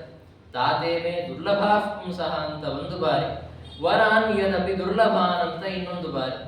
2 ಬಾರಿ ಯಾಕೆ ದುರ್ಲಭ ಅಂತ ಹೇಳ್ತಾ ಇದ್ದಾರೆ ಅಂದ್ರೆ, ಆ 2 ಶಬ್ದಗಳಿಗೆ ಬೇರೆ ಬೇರೆ ಅರ್ಥ ಇದೆ. ಮೊದಲನೇ ಬಾರಿ ದುರ್ಲಭ ಅಂತಂದ್ರೆ ದುಷ್ಪರಿಣಾಮದಿಂದ ಯುಕ್ತವಾದಂತಹದ್ದು ಅಂತ ಅರ್ಥ. ದುಷ್ಪರಿಣಾಮದಿಂದ ಯುಕ್ತವಾಗಿವೆ ಅಂತಾದ್ದರಿಂದಲೇ ಸಾಮಾನ್ಯವಾಗಿ ಇಂತಹ ವರಗಳನ್ನ ಯಾರಿಗೂ ಪಡೆದುಕೊಳ್ಳೋದಕ್ಕೆ ಆಗೋದಿಲ್ಲ. ಆದ್ದರಿಂದ ದುರ್ಲಭ ಅಂತ 2ನೇ ದುರ್ಲಭ ಶಬ್ದಕ್ಕೆ ಅರ್ಥ. ಆದ್ದರಿಂದ ಬ್ರಹ್ಮದೇವರೇನಂತಾರೆ, ನೀನು ಕೇಳುವ ವರಗಳೇನಿವೆ ಅವುಗಳು ಸಾಮಾನ್ಯವಾಗಿ ಯಾರಿಗೂ ಸಿಗೋದಿಲ್ಲ. ಅಷ್ಟೇ ಅಲ್ಲ, ಅವುಗಳಿಂದ ತುಂಬಾ ದೊಡ್ಡ ದುಷ್ಪರಿಣಾಮವಾಗತ್ತೆ. ಆದರೂ ನೀನು ಕೇಳಿದ್ದೀಯಾ ಅಂತಾದ್ದರಿಂದ ಆ ವರಗಳನ್ನ ನಾನು ನಿನಗೆ ಕೊಡ್ತಾ ಇದ್ದೇನೆ ಅಂತ. ಯಾಕೆ ಕೊಡ್ತಾ ಇದ್ದೇನೆ? ಪರಮಾತ್ಮನ ಆಜ್ಞೆ ಇದೆ, ಕೊಡ್ತಾ ಇದ್ದೇನೆ ಅಂತ ಅವರ ಮನಸ್ಸಿನಲ್ಲಿರುವ ಅಭಿಪ್ರಾಯವನ್ನು ನಾವು ತಿಳಿದುಕೊಳ್ಳಬೇಕು. ಹೀಗೆ ಆ ವರಗಳನ್ನು ಪಡೆದುಕೊಂಡು ನಾನು ಸಂಪೂರ್ಣ ಅಜೇಯನಾಗಿ ಬಿಟ್ಟಿದ್ದೇನೆ ಅಂತನ್ನುವಂತಹ ಭ್ರಾಂತಿ, ನನಗೆ ಯಾರಿಗೂ ವಿರೋಧಿಗಳಿಲ್ಲ, ನನ್ನನ್ನು ಸೋಲಿಸಲಿಕ್ಕೆ ಯಾರಿಗೂ ಆಗುವುದಿಲ್ಲ ಅಂತನ್ನುವಂತಹ ಒಂದು ಅಭಿಮಾನದಿಂದ ಅವನು ಜಗತ್ತಿನ ಮೇಲೆ ಶಾಸನವನ್ನ ಮಾಡುವುದಕ್ಕೆ ಅಂತ ಹೋದ. ಎಲ್ಲ ಲೋಕಗಳನ್ನ, ಎಲ್ಲ ದಿಕ್ಕುಗಳನ್ನ ಅವನು ಗೆದ್ದು ದೇವತೆಗಳನ್ನ, ಮನುಷ್ಯರನ್ನ, ಅಸುರರನ್ನ ಎಲ್ಲರನ್ನೂ ಯುದ್ಧದಲ್ಲಿ ಸೋಲಿಸಿದ್ದಾನೆ. ನಾಗರನ್ನ ಎಲ್ಲರನ್ನೂ ವಶಪಡಿಸಿಕೊಂಡ. ಆಮೇಲೆ ಎಲ್ಲ ಲೋಕಗಳನ್ನ ವಶಪಡಿಸಿಕೊಂಡ ಮೇಲೆ ದೇವತೆಗಳ ಸ್ವರ್ಗಲೋಕದಲ್ಲಿ, ಆ ಸ್ವರ್ಗಲೋಕದಲ್ಲಿಯೂ ಇಂದ್ರದೇವರ ಭವನ ಏನಿದೆ ಅದರಲ್ಲಿ ವಾಸ ಮಾಡುವುದಕ್ಕೆ ಪ್ರಾರಂಭ ಮಾಡಿದ್ದಾನೆ. ಅದ್ಭುತವಾದ ಎಲ್ಲ ರೀತಿಯ ವೈಭವಗಳಿಂದ ಕೂಡಿದಂತಹ ಆ ಒಂದು ಇಂದ್ರದೇವರ ಭವನ, ಅದರಲ್ಲಿ ಅವನು ವಾಸ ಮಾಡುವುದಕ್ಕೆ ಪ್ರಾರಂಭ ಮಾಡಿದ. ಅಂದರೆ ಅದರ ಮೇಲೂ ಅವನು ನಿಯಂತ್ರಣ ಸಾಧಿಸಿದ್ದ ಅಂತ ಅಭಿಪ್ರಾಯ. ಸಂಪೂರ್ಣ ಜಗತ್ತು ಎಲ್ಲವೂ ಅವನ ವಶದಲ್ಲೇ ಇದೆ ಅಂತಾದ್ದರಿಂದ ಯಾರೇ ಧಾರ್ಮಿಕರಾದಂತಹ ಸಾತ್ವಿಕ ಜನರು ಯಾವುದೇ ಕಾರ್ಯಗಳನ್ನ ಮಾಡಲಿ, ಯಜ್ಞವನ್ನ ಮಾಡಲಿ ಅಥವಾ ಶ್ರಾದ್ದಾದಿ ಕರ್ಮಗಳನ್ನ ಮಾಡಲಿ, ಅವರು ಕೊಡುವಂತಹ ಹವಿರಾದಿಗಳನ್ನ ತಾನೇ ಸ್ವೀಕಾರ ಮಾಡುತ್ತಾ ಇದ್ದ. ಯಜ್ಞದಲ್ಲಿ ಅವರು ಹಾಕಿದಂತಹ ಹವಿರ್ಭಾಗ ದೇವತೆಗಳಿಗೆ ಸೇರಬೇಕಾದಂತಹದ್ದನ್ನು ಅವನು ತಾನು ಸ್ವೀಕಾರ ಮಾಡ್ತಾ ಇದ್ದ. ಶ್ರಾದ್ದದಲ್ಲಿ ಅವರ ಮುಂದಿನ ಸಂತತಿಯಲ್ಲಿ ಬಂದಂಥವರು ಅವರು ದಾನ ಮಾಡುವಂತಹ ಅನ್ನವನ್ನ, ಅದು ಪಿತೃದೇವತೆಗಳಿಗೆ ಸೇರಬೇಕಾದಂತಹದ್ದು, ಅದನ್ನ ತಾನು ಅಪಹರಣ ಮಾಡಿ ಸ್ವೀಕಾರ ಮಾಡುತ್ತಾ ಇದ್ದ. ಹೀಗೆ ಅವನು ಸಂಪೂರ್ಣ ಜಗತ್ತಿನ ಮೇಲೆ ನಿಯಂತ್ರಣವನ್ನ ಸಾಧಿಸಿದ್ದಾನೆ. ಎಲ್ಲ ದೇವತೆಗಳು ಅವನ ವಶದಲ್ಲಿದ್ದಾರೆ ಅಂತನ್ನುವಂತಹ ವರ್ಣನೆಯನ್ನು ನಾವು ಕಾಣುತ್ತೇವೆ. 3 ಜನರನ್ನ ಬಿಟ್ಟು ತ್ರಿಭಿಹಿ ವಿನಾ ಅಂತ ಹೇಳುತ್ತಾರೆ. ತ್ರಿಭಿಹಿ ಅಂತಂದರೆ ಯಜ್ಞ ಭಾಗವನ್ನ ಪಡೆದುಕೊಳ್ಳುವಂತಹ ದೇವತೆಗಳು. ತ್ರಿಭಿಹಿ ವಿನಾ ಅಂತಂದ್ರೆ ಅದನ್ನ ಮೇಲ್ನೋಟಕ್ಕೆ ನೋಡಿದಾಗ 3 ಜನರನ್ನ ಬಿಟ್ಟು ಬೇರೆಲ್ಲರೂ ಅವನ ವಶಕ್ಕೆ ಸಿಲುಕಿಕೊಂಡಿದ್ರು ಅಂತನ್ನುವ ಅರ್ಥ ಸಿಗುತ್ತೆ. 3 ಜನರು ಅಂತಂದ್ರೆ ಯಾರು? ಬ್ರಹ್ಮದೇವರು, ರುದ್ರದೇವರು ಮತ್ತೆ ಶ್ರೀಮನ್ನಾರಾಯಣ. ಈ 3 ಜನರನ್ನ ಬಿಟ್ಟು ಎಲ್ಲರೂ ಅವನ ವಶಕ್ಕೆ ಸಿಲುಕಿಕೊಂಡಿದ್ರು, ಎಲ್ಲರೂ ಅವನಿಗೆ ಸೇವೆಯನ್ನ ಮಾಡ್ತಾ ಇದ್ರು ಅಂತನ್ನುವ ಅರ್ಥ ಸಿಗತ್ತೆ. ಆದರೆ ಅದು ತಪ್ಪು. ಇಂದ್ರಾದಿ ದೇವತೆಗಳು ಕೂಡ ಎಂದಿಗೂ ಹಿರಣ್ಯಕಶಿಪುವಿನ ಸೇವೆಯನ್ನ ಮಾಡಿಲ್ಲ ಅಂತನ್ನುವುದನ್ನು ನಾವು ತಿಳಿದುಕೊಳ್ಳಬೇಕು. ಅದಕ್ಕೆ ಶ್ರೀಮದ್ ಆಚಾರ್ಯರು ತ್ರಿಭಿಹಿ ಅಂತಂದರೆ ತ್ರಿಶಬ್ದಕ್ಕೆ ದೇವತೆಗಳು ಅಂತ ಅರ್ಥ, ಚತುಶಬ್ದಕ್ಕೆ ಮನುಷ್ಯರು ಅಂತ ಅರ್ಥ ಅಂತ ಬರೀತಾರೆ. ಚತುಶಬ್ದಕ್ಕೆ ಮನುಷ್ಯರು ಅಂತ ಯಾಕೆ ಅರ್ಥ ಅಂದ್ರೆ ಚಾತುರ್ವರ್ಣದಿಂದ ಯುಕ್ತರಾದಂಥವರು ಮನುಷ್ಯರು ಚತುಶಬ್ದದಿಂದ ಹೇಳಲ್ಪಡ್ತಾರೆ. ಇನ್ನು ತ್ರಿಭಿಹಿ ಅಂತಂದರೆ ತ್ರಿವಿಧರಾದಂತಹ ದೇವತೆಗಳನ್ನು ತ್ರಿಶಬ್ದದಿಂದ ನಾವು ಹೇಳುತ್ತೇವೆ.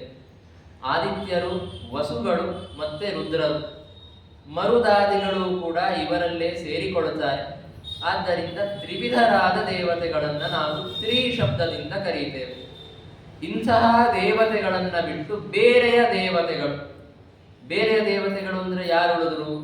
ಯಜ್ಞ ಭಾಗವನ್ನ ಪಡೆಯದಂತಹ ಗಂಧರ್ವಾದಿಗಳು, ಅವರನ್ನು ದೇವ ಶಬ್ದದಿಂದ ಕರೀತೇವೆ, ಸುರ ಅಂತನ್ನುವ ಶಬ್ದದಿಂದ ಕರೀತೇವೆ. ಅವರೆಲ್ಲರೂ ಹಿರಣ್ಯಕಶಿಪುವಿನ ಸೇವೆಯಲ್ಲಿ ತೊಡಗಿದ್ದಾರೆ ಅಂತ ವರ್ಣನೆಯನ್ನ ಕಾಣುತ್ತೇವೆ. ಹೀಗೆ ಸಂಪೂರ್ಣ ಜಗತ್ತಿನ ಮೇಲೆ ನಿಯಂತ್ರಣ ಸಾಧಿಸಿದ, ದೇವತೆಗಳಿಗೆ ಬರಬೇಕಾದಂತಹ ಆವಿರ್ಭಾಗಾದಿಗಳನ್ನು ತಾನೇ ಸ್ವೀಕಾರ ಮಾಡುತ್ತಾ ಇದ್ದ. ಇದರಿಂದಾಗಿ ಎಲ್ಲ ದೇವತೆಗಳಿಗೆ ಭಯ ಉಂಟಾಗಿದೆ. ಆ ಭಯದಿಂದಾಗಿ ಅವರು ಪರಮಾತ್ಮನ ಹತ್ತಿರ ಹೋಗಿದ್ದಾರೆ. ಪರಮಾತ್ಮನ ಹತ್ತಿರ ಹೋಗಿ ಅವರು ಅವನ ಸ್ತೋತ್ರವನ್ನ ಮಾಡ್ತಾರೆ, ಶ್ರೀಮನ್ನಾರಾಯಣನ ಸ್ತೋತ್ರವನ್ನ ಮಾಡುತ್ತಾರೆ. ತಸ್ಯೈ ನಮೋಸ್ತು ಕಾಷ್ಠಾಯೈ ಯತ್ರಾತ್ಮ ಹರಿರೀಶ್ವರಃ ಯದ್ಗತ್ವಾ ನನಿವರ್ತಂತೆ ಶಾಂತ ಸನ್ಯಾಸಿನೋ ಮಲಾಹ ಅಂತ. ಪರಮಾತ್ಮನನ್ನ ಕಾಷ್ಠ ಅನ್ನುವ ಶಬ್ದದಿಂದ ಕರೀತಾರೆ. ಕಾಷ್ಠ ಅಂತಂದರೆ ಸರ್ವೋತ್ತಮ ಅಂತ ಅಭಿಪ್ರಾಯ. ಅಂದರೆ ಬ್ರಹ್ಮದೇವರಿಗಿಂತ ಶ್ರೇಷ್ಠಳಾದಂಥವಳು ಲಕ್ಷ್ಮೀದೇವಿ ಅಂತ ಈ ರೀತಿಯಾಗಿ ತಾರತಮ್ಯವನ್ನ ಹೇಳುತ್ತೇವೆ. ಗರುಡಶೇಷ ರುದ್ರಾದಿಗಳಿಗಿಂತ ಶ್ರೇಷ್ಠರಾದಂಥವರು ಭಾರತೀ ದೇವಿಯರು, ಅವರಿಗಿಂತ ಶ್ರೇಷ್ಠರಾದವರು ಬ್ರಹ್ಮದೇವರು, ಅವರಿಗಿಂತ ಶ್ರೇಷ್ಠಳು ಲಕ್ಷ್ಮೀದೇವಿ, ಅವರಿಗಿಂತ ಶ್ರೇಷ್ಠ ಪರಮಾತ್ಮ. ಪರಮಾತ್ಮನಿಗಿಂತ ಶ್ರೇಷ್ಠ ಅವರು ಯಾರೂ ಇಲ್ಲ. ಆದ್ದರಿಂದ ತಾರತಮ್ಯ ಬಂದು ಪರಮಾತ್ಮನಲ್ಲಿ ನಿಂತುಕೊಂಡು ಬಿಡುತ್ತೆ. ಅವನೇ ಅದಕ್ಕೆ ಅವಧಿಯಾಗಿದ್ದಾನೆ. ಆದ್ದರಿಂದ ಅವನನ್ನ ಕಾಷ್ಠ ಅಂತ ಕರೀತಾರೆ. ಅಂತಹ ಸರ್ವೋತ್ತಮನಾದ ಹರಿ ಇತ್ಯಾದಿ ಶಬ್ದಗಳಿಗೆ ವಾಚ್ಯನಾದಂತಹ ಪರಮಾತ್ಮನನ್ನು ಹೊಂದುವುದಕ್ಕೆ ಅಂತಲೇ ಎಲ್ಲ ಸನ್ಯಾಸಿಗಳು ಅಂದರೆ ತಮ್ಮ ಎಲ್ಲ ಭೌತಿಕ ವಿಷಯದಲ್ಲಿ ಅಪೇಕ್ಷೆಯನ್ನ ಬಿಟ್ಟಂಥವರು ತಪಸ್ಸು ಮಾಡಿ ಅವನನ್ನು ಹೊಂದುತ್ತಾರೆ. ಅವನನ್ನು ಹೊಂದಿದರು ಅಂದರೆ ಮತ್ತೆ ಸಂಸಾರಕ್ಕೆ ಮರಳಿ ಬರುವಂತಹ ಪ್ರಸಂಗ ಇಲ್ಲ.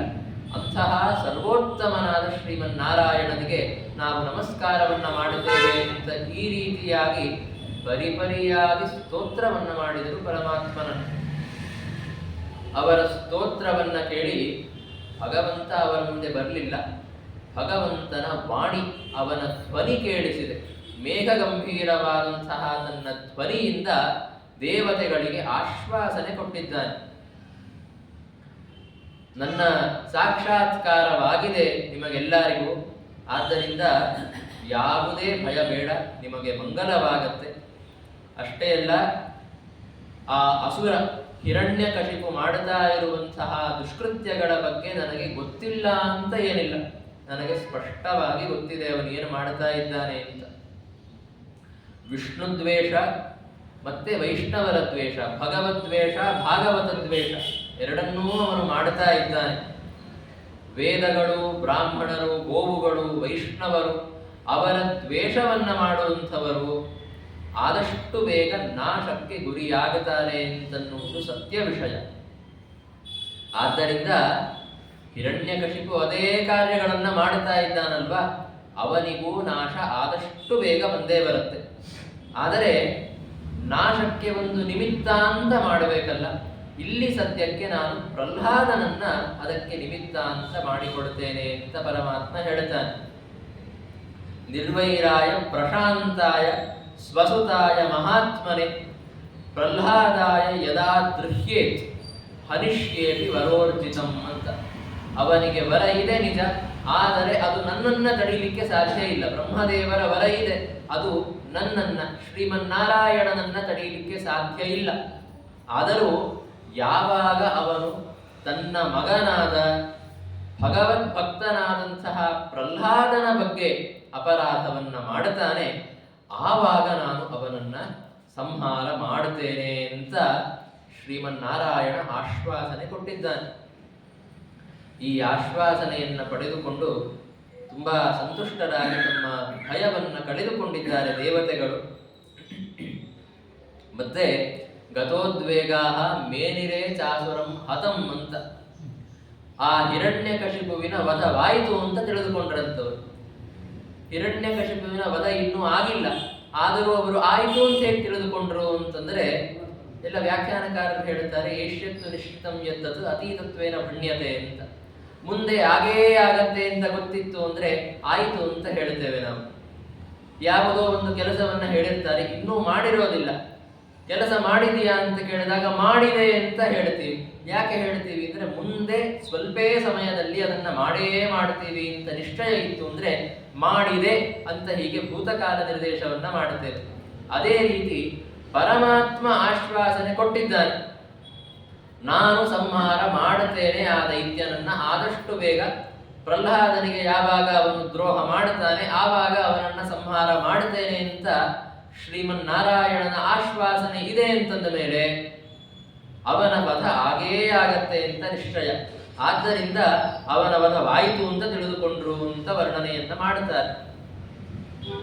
ಹೀಗೆ ಎಲ್ಲ ದೇವತೆಗಳು ನಿರಾತಂಕರಾಗಿ ಮರಳಿ ಹೋಗಿದ್ದಾರೆ. ಈ ಕಡೆ ಹಿರಣ್ಯಕಶಿಪುವಿಗೆ 4 ಸಂತಾನ ಹುಟ್ಟಿದ, 4 ಪುತ್ರರು, 4 ಮಕ್ಕಳು, ಗಂಡು ಮಕ್ಕಳು ಹುಟ್ಟಿದ್ದಾರೆ. ಆ ಗಂಡು ಮಕ್ಕಳಲ್ಲಿ ಒಬ್ಬನು ಪ್ರಹ್ಲಾದ ಅಂತ. ಆ ಪ್ರಹ್ಲಾದ ಏನಿದ್ದ ಅವನು ಸರ್ವಗುಣ ಸಂಪನ್ನನಾದಂಥವನು, ಮತ್ತೆ ಮಹದುಪಾಸಕ ಅಂತ. ಮಹದುಪಾಸಕ ಅಂತಂದ್ರೆ ಮಹನ್ನಾಮಕನಾದಂತಹ ಶ್ರೀಮನ್ನಾರಾಯಣನ ಉಪಾಸಕನಾಗಿದ್ದಾನೆ. ಬ್ರಹ್ಮಣ್ಯ ಶೀಲ ಸಂಪನ್ನನಾದಂಥವನು, ಮತ್ತೆ ಜಿತೇಂದ್ರಿಯನಾಗಿದ್ದಾನೆ. ಇಂದ್ರಿಯಗಳಿಗೆ ವಶೀಭೂತನಾದಂಥವನಲ್ಲ, ಇಂದ್ರಿಯಗಳನ್ನ ತನ್ನ ವಶದಲ್ಲಿ ಇಟ್ಟುಕೊಂಡಂಥವನು. ಎಲ್ಲ ಭೂತಗಳ ಮೇಲೆ ದಯಾಭಾವವನ್ನು ಹೊಂದಿದಂಥವನು. ಮತ್ತೆ ದಾಸವತ್ ಸನ್ನತಾರ್ಯಾಂಘ್ರಿ ಅಂತ, ಯಾರೇ ಹಿರಿಯರು ಗುರುಗಳು ಅವರ ಬಗ್ಗೆ ಅವರ ಮುಂದೆ ದಾಸರಂತೆ ಅವರ ಪಾದಗಳಲ್ಲಿ ನಮಸ್ಕಾರವನ್ನು ಮಾಡುವಂಥವನು. ಮತ್ತೆ ದೀನರಾದಂಥವರು ಯಾರಾದರೂ ಇದ್ರು ಅಂತಂದರೆ ಅವರಿಗೆ ಎಲ್ಲ ರೀತಿಯ ಉಪಕಾರಗಳನ್ನ ಮಾಡಿ ಅವರ ತೊಂದರೆಯನ್ನು ಪರಿಹಾರ ಮಾಡುವಂಥವರು. ಈ ಕೆಲವು ಶ್ಲೋಕಗಳಲ್ಲಿ ನಾವು ಒಂದು ವಿಶೇಷವನ್ನ ಕಾಣುತ್ತೇವೆ. ಭಗವದ್ಭಕ್ತರ ಲಕ್ಷಣಗಳನ್ನ ಹೇಳಿದ್ದಾರೆ. ಭಗವದ್ಭಕ್ತರು ಯಾವ ರೀತಿ ಇರ್ತಾರೆ ಅಂತ. ಈ ರೀತಿ ಯಾರಾದರೂ ಇರಲಿಲ್ಲ ಅಂದ್ರೆ ಭಗವದ್ಭಕ್ತರಲ್ಲ ಅಂತ ನಾವು ತಿಳಿದುಕೊಳ್ಳಬೇಕು. ಆ ರೀತಿಯ ಭಗವದ್ಭಕ್ತರ ಲಕ್ಷಣಗಳು ಪ್ರಹ್ಲಾದನಲ್ಲಿ ಇತ್ತು. ಗುರುಗಳಲ್ಲಿ ತುಂಬಾ ಭಕ್ತಿಯನ್ನ ಹೊಂದಿದಂಥವನು, ಯಾವತ್ತಿಗೂ ಸಿಟ್ಟು ಬರೋದಿಲ್ಲ, ಯಾವುದೇ ರೀತಿಯ ಭೌತಿಕ ವಿಷಯಗಳ ಬಗ್ಗೆ ಅಪೇಕ್ಷೆ ಇಲ್ಲ. ತಾನು ಸುತ್ತಮುತ್ತಲೂ ನೋಡುವ ಕೇಳುವ ಭೌತಿಕವಾದಂತಹ ಪದಾರ್ಥಗಳ ಬಗ್ಗೆ ಇವುಗಳು ಅಶಾಶ್ವತ ಅಂತನ್ನುವ ದೃಢವಾದ ನಿಶ್ಚಯವನ್ನು ಹೊಂದಿದಂಥವನು. ದಾಂತೇಂದ್ರಿಯ ಪ್ರಾಣ ಶರೀರ ಧೀಹಿ ಅಂತ ಎಲ್ಲ ತನ್ನ ಶರೀರ ಬುದ್ಧಿ, ಧೀ ಅಂದರೆ ಮನಸ್ಸು ಮತ್ತೆ ಇಂದ್ರಿಯಗಳ ಮೇಲೆ ವಶವನ್ನ ಹೊಂದಿದಂಥವನು, ಮತ್ತೆ ರಾಗವನ್ನ ಗೆದ್ದಂಥವನು. ಅಂತಹ ಆ ಪ್ರಹ್ಲಾದ ರಹಿತಾಸುರೋಸುರಃ ಅಂತ, ಅವನು ಅಸುರ ಜಾತಿಯವನು ನಿಜ, ಆದರೆ ಅವನು ರಹಿತಾಸುರ ಅಂತ ಅಂದರೆ ಆಸುರವಾದ ಯಾವ ಸ್ವಭಾವಗಳು ಅವನಲ್ಲಿ ಇರಲಿಲ್ಲ. ಅಸುರ ಸ್ವಭಾವವಿಲ್ಲದಂತಹ ಅಸುರ ಜಾತಿಯ ಒಬ್ಬ ಹುಡುಗ ಪ್ರಹ್ಲಾದ. ಅವನು ಎಂತಹ ಗುಣಿಯಾಗಿದ್ದ ಅಂತಂದರೆ, ಅವನಲ್ಲಿ ಇದ್ದಂತಹ ಗುಣಗಳು ನಮಗೆ ಬೇಕು ಅಂತ ಕವಿಗಳು ಪ್ರಾರ್ಥನೆ ಮಾಡ್ತಾರೆ. ಅಂದರೆ ಪಂಡಿತರು, ಜ್ಞಾನಿಗಳು ಪ್ರಾರ್ಥನೆ ಮಾಡುತ್ತಾರೆ ಪರಮಾತ್ಮನಲ್ಲಿ. ಅಂತಹ ಗುಣಗಳು ಜ್ಞಾನಿಗಳು ನಮ್ಮಲ್ಲಿ ಆ ಗುಣಗಳಿರಬೇಕು ಅಂತ ಪ್ರಾರ್ಥನೆ ಮಾಡುವ ಗುಣಗಳು ಪ್ರಹ್ಲಾದನಲ್ಲಿ ಸ್ವಾಭಾವಿಕವಾಗಿ ಇದ್ದಾವೆ. ಅಷ್ಟೇ ಅಲ್ಲ, ಪ್ರಹ್ಲಾದ ಅಂತಂದರೆ ದೈತ್ಯ ಕುಲದಲ್ಲಿ ಹುಟ್ಟಿದಂಥವನು. ಅದರಲ್ಲಿಯೂ ದೇವತೆಗಳ ಪರಮ ಶತ್ರುವಾದಂತಹ ಹಿರಣ್ಯಕಶಿಪುವಿನ ಮಗ ಅವನು. ಆದರೆ ದೇವತೆಗಳ ಸಭೆಯಲ್ಲಿ ಭಕ್ತರು ಅಂದರೆ ಹೇಗಿರಬೇಕು ಅಂತ ಚರ್ಚೆ ಮಾಡಿದರೆ, ದೇವತೆಗಳ ಸಾತ್ವಿಕ ಸಭೆಗಳಲ್ಲಿ, ಜ್ಞಾನಿಗಳ ಸಾತ್ವಿಕ ಸಭೆಗಳಲ್ಲಿ ಭಕ್ತರು ಹೇಗಿರಬೇಕು ಅಂತ ಚಿಂತನೆ ಮಾಡಿದರೆ ಪ್ರಹ್ಲಾದನನ್ನ ದೃಷ್ಟಾಂತದ ರೂಪದಲ್ಲಿ ಕೊಡ್ತಾ ಇದ್ರಂತೆ. ಭಗವದ್ಭಕ್ತ ಅಂದ್ರೆ ಹೇಗಿರಬೇಕು, ಪ್ರಹ್ಲಾದನಂತೆ ಇರಬೇಕು ಅಂತ ಈ ರೀತಿಯಾಗಿ ಅವನನ್ನ ದೃಷ್ಟಾಂತವಾಗಿ ಶತ್ರುಗಳು ಕೊಡಬೇಕು. ಅವನ ಕುಲದ ಶತ್ರುಗಳು ಕೂಡ ಅವನನ್ನ ಪರಮ ಭಗವದ್ಭಕ್ತ ಅಂತ ತಿಳಿದುಕೊಂಡಿದ್ರು. ಮತ್ತೆ ಆ ಎಲ್ಲ ಗುಣಗಳ ಒಂದು ಚಿಹ್ನೆ ಬಾಲ್ಯದಲ್ಲೇ ಕಾಣಿಸೋದಕ್ಕೆ ಪ್ರಾರಂಭ ಆಗಿದೆ. ಮಕ್ಕಳು ಬಾಲ್ಯದಲ್ಲಿ ಏನು ಮಾಡುತ್ತಾರೆ, ಆಟದ ಸಾಮಾನು ಇಟ್ಕೊಂಡು ಆಟ ಆಡ್ತಾ ಇರ್ತಾರೆ. ಆದರೆ ಪ್ರಹ್ಲಾದರಾಜರು ಯಾವತ್ತಿಗೂ ಆಟದ ಸಾಮಾನುಗಳನ್ನು ಇಟ್ಟುಕೊಂಡು ಆಟ ಆಡಿದೆ ಎಂದೂ ಮಾಡ್ತಾ ಇರಲಿಲ್ಲ. ಅವರು ಶ್ರೀಮನ್ನಾರಾಯಣನ ಬಗ್ಗೆ ಧ್ಯಾನ ಮಾಡುತ್ತಾ ಅವನಲ್ಲಿಯೇ ಮನಸ್ಸಿನ ಏಕಾಗ್ರತೆಯನ್ನ ಹೊಂದಿ ಜಡರಂತೆ, ಅಂದರೆ ಸುಮ್ಮನೆ ಹೇಗೆ ಕೂತು ಬಿಡ್ತಾ ಇದ್ರು. ಏನು ಆಟ ಆಡ್ತಾ ಇಲ್ಲ, ಏನು ಚೇಷ್ಟೆ ಇಲ್ಲ, ಸುಮ್ಮನೆ ಹೀಗೆ ಪರಮಾತ್ಮನನ್ನೇ ಧ್ಯಾನ ಮಾಡ್ತಾ ಕುಳಿತುಕೊಂಡಿದ್ದಾರೆ. ಅವನನ್ನ ಪ್ರಹ್ಲಾದರಾಜರನ್ನ ನೋಡಿದರೆ ಯಾಕಪ್ಪ ಹೀಗೆ ಕುತ್ಕೊಂಡಿದ್ದಾನೆ ಅಂತ ಅನಿಸ್ಬೇಕು, ಏನು ಮಾಡ್ತಾ ಇಲ್ಲ ಅಂತ. ಆದರೆ ಒಳಗೆ ನಿರಂತರ ಪರಮಾತ್ಮನ ಧ್ಯಾನ ನಡೀತಾ ಇದೆ. ಮತ್ತೆ ಕುಳಿತುಕೊಂಡಾಗ, ಎಲ್ಲಾದರೂ ಅಡ್ಡಾಡಬೇಕಾದರೆ, ಊಟ ಮಾಡಬೇಕಾದರೆ, ಏನಾದರೂ ಕುಡಿಯಬೇಕಾದರೆ, ತಿನ್ನಬೇಕಾದರೆ, ಎಲ್ಲ ಸಂದರ್ಭಗಳಲ್ಲಿ ಪರಮಾತ್ಮನ ಧ್ಯಾನ ಅಂತನ್ನುವುದು ಅವರ ಮನಸ್ಸನ್ನ ಬಿಡ್ತಾ ಇರಲಿಲ್ಲ.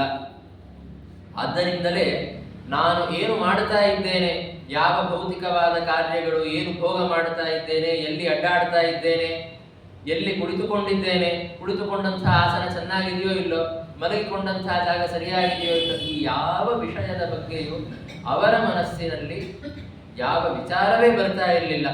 ಯಾಕೆ ಅಂತಂದರೆ ಪರಮಾತ್ಮನಲ್ಲಿ ಅಷ್ಟು ಆಸಕ್ತಿ.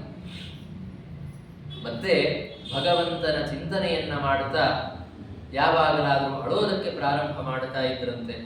ಮತ್ತೆ ನಿಷ್ಕಾರಣವಾಗಿ ಪರಮಾತ್ಮನ ಚಿಂತನೆಯಲ್ಲೇ ನಗುವುದಕ್ಕೆ ಪ್ರಾರಂಭ ಮಾಡುತ್ತಾ ಇದ್ರು. ಜೋರಾಗಿ ಹಾಡು ಹಾಡೋದು, ಜೋರಾಗಿ ಕೂಗುವುದು, ಮತ್ತೆ ರಾಜಕುಮಾರ ಅಂದ ಮೇಲೆ ನೃತ್ಯ ಮಾಡಬಾರದು, ಸುಮ್ಮನೆ ಗಂಭೀರವಾಗಿರಬೇಕು ಅಂತನ್ನುವಂತಿಲ್ಲ, ಯಾವ ನಾಚಿಕೆ ಏನೂ ಇಲ್ಲದೆ ನರ್ತನವನ್ನ ಮಾಡುತ್ತಾ ಇದ್ರು. ಮತ್ತೆ ಕೆಲವೊಂದು ಬಾರಿ ಪರಮಾತ್ಮನ ಚರಿತ್ರೆಗಳನ್ನೇ ಸ್ಮರಣೆ ಮಾಡ್ತಾ ಮಾಡ್ತಾ ಅದನ್ನೇ ಅನುಕರಣ ಮಾಡುತ್ತಾ ಇದ್ರು. ಭಗವಂತ ತನ್ನ ಲೀಲೆಗಳಲ್ಲಿ ಏನೇನು ಮಾಡಿದ್ದಾನೆ ಅದನ್ನ ಅವರೂ ಅನುಕರಣ ಮಾಡುತ್ತಾ ಇದ್ರಂತೆ. ಈ ರೀತಿಯಾಗಿ ಭಗವಂತನ ಚಿಂತನೆಯಲ್ಲಿಯೇ, ಭಗವಂತನ ಧ್ಯಾನದಲ್ಲಿಯೇ ತನ್ನ ಮನಸ್ಸನ್ನ ಇಟ್ಟು ಅವರು ಪ್ರಹ್ಲಾದರಾಜರು ತುಂಬಾ ಆನಂದದಿಂದ ಇದ್ದಾರೆ. ಸಾಮಾನ್ಯವಾಗಿ ಬಾಲಕರು ಯಾವ ರೀತಿ ಇರೋದಿಲ್ಲ ಹಾಗೆ ಅವರು ಇದ್ದಾರೆ. ಈ ರೀತಿಯಾದ ಪ್ರಹ್ಲಾದರಾಜರು ಎಲ್ಲ ಭಾಗವತ ಲಕ್ಷಣಗಳಿಂದ, ಅಂದರೆ ಭಗವದ್ ಭಕ್ತರಲ್ಲಿ ಇರಬೇಕಾದ ಲಕ್ಷಣಗಳಿಂದ ಯುಕ್ತರಾಗಿದ್ದಾರೆ ಅಂತ ವರ್ಣನೆಯನ್ನ ನಾವು ಕಾಣುತ್ತೇವೆ. ಅಂತಹ ಭಗವದ್ಭಕ್ತರಾದ ಪ್ರಹ್ಲಾದರಾಜರ ಬಗ್ಗೆ ತುಂಬ ಅಪರಾಧಗಳನ್ನು ಮಾಡಿದ ಹಿರಣ್ಯಕಶಿಪು ಅವರನ್ನು ಸಂಹಾರ ಮಾಡುವುದಕ್ಕೆಲ್ಲ ಪ್ರಯತ್ನ ಮಾಡಿದ. ಅದರ ಕಾರಣದಿಂದಾಗಿ ಅದನ್ನೇ ನಿಮಿತ್ತವನ್ನಾಗಿಟ್ಟುಕೊಂಡು ಪರಮಾತ್ಮ ಅವರನ್ನು ಸಂಹಾರ ಮಾಡಿದ ಅಂತ ನಾರದರು ಹೇಳುತ್ತಾರೆ. ಅದಕ್ಕೆ ಯುಧಿಷ್ಠಿರ ಪ್ರಶ್ನೆ ಮಾಡುತ್ತಾನೆ, ಯಾಕೆ ಅವನ ಬಗ್ಗೆ ಯಾಕೆ ಈ ರೀತಿಯ ಅಪರಾಧ ಭಾವನೆ ಬಂತು ಹಿರಣ್ಯಕಶಿಪುವಿಗೆ ಅಂತ. ಅದರ ಉತ್ತರವನ್ನ ಹೇಳ್ತಾ, ಪ್ರಹ್ಲಾದರಾಜರು ಗುರುಕುಲದಲ್ಲಿ ಯಾವ ರೀತಿಯಲ್ಲಿ ವರ್ತನೆ ಮಾಡ್ತಾ ಇದ್ರು, ಅದರಿಂದ ಯಾಕೆ ಹಿರಣ್ಯಕಶಿಪುವಿಗೆ ಈ ರೀತಿಯ ಕ್ರೋಧ ಬಂತು ಅಂತನ್ನುವುದರ ವರ್ಣನೆಯನ್ನ ನಾವು ಪಂಚಮಾಧ್ಯಾಯದಲ್ಲಿ ಕಾಣುತ್ತೇವೆ. ಅದನ್ನ ಮತ್ತೆ ನಾಳೆಯ ದಿವಸ ನಿರೂಪಣೆ ಮಾಡೋಣ. ಸರ್ವದೋಷ ವಿವರ್ಜಿತ ಪ್ರಿಯತಾಂ ಪ್ರೀತ ಏವ ವಿಷ್ಣುರ್ಮೇ ಪರಮಸ್ತು.